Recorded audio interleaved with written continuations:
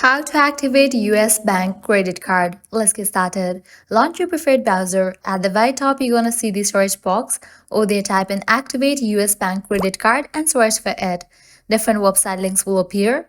Navigate to the very first one website option, onlinebanking.us.com. Activate your credit card. With that, you will be directed to this kind of page. Now from this page, you are able to activate your US Bank credit card. Just confirm a few details.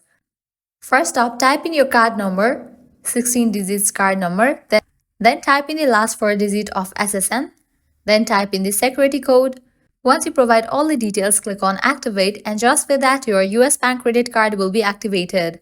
In the case you don't have any idea what is security code, you can click on this option and get it. Well, that's a wrap for this video. This way you can easily activate your US Bank credit card. At the end, if you guys find this video helpful, don't forget to like, share and subscribe to our channel. Thanks for watching.